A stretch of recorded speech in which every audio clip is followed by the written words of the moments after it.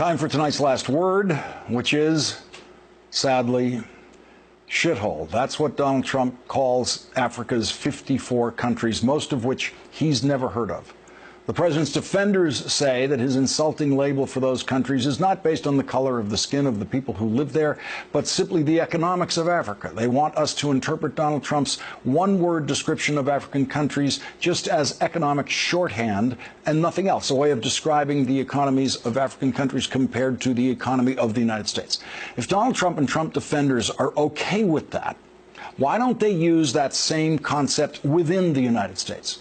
Mississippi is the poorest state. West Virginia is the second poorest state.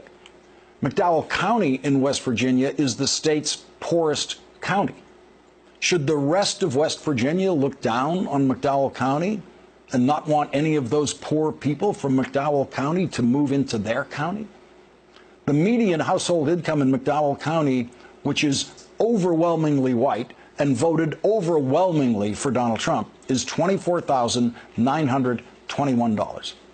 That's in a country with a median household income of $57,617. The richest state has a median household income of $78,945. So according to Trump and Trump defenders, people in Maryland have every right to call West Virginia a dump or worse. But that's not the way decent people talk or think. We all understand that different places have different economic advantages and disadvantages, and that landlocked West Virginia with no international port has never been able to provide a good living to everyone in a state that is overly dependent on one industry, coal mining.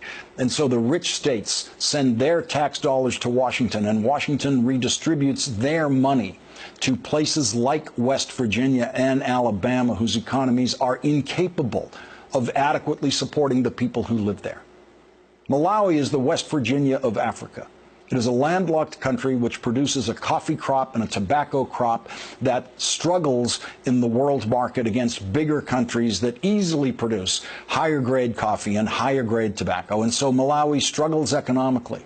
And the people of Malawi bear that struggle with grace and nobility, and they work harder than anyone you have ever seen working in the United States. They walk miles barefoot in the rain to bring their goods to market. They work much harder than we do for much less economic reward. No one in the Trump family has ever worked as hard as anyone in Malawi. Maureen Bester is a second grader who we introduced you to last month on this program. She has a desk in her school now because you sent her that desk.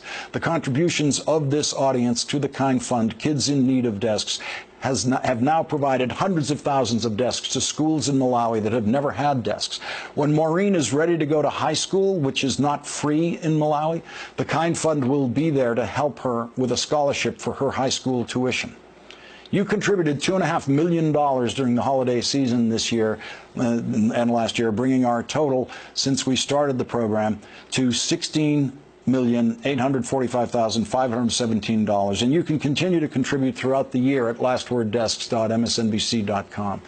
Maureen hopes to become a doctor. And if we're lucky, and if Maureen is lucky, she will come here to the United States at some point during her medical training.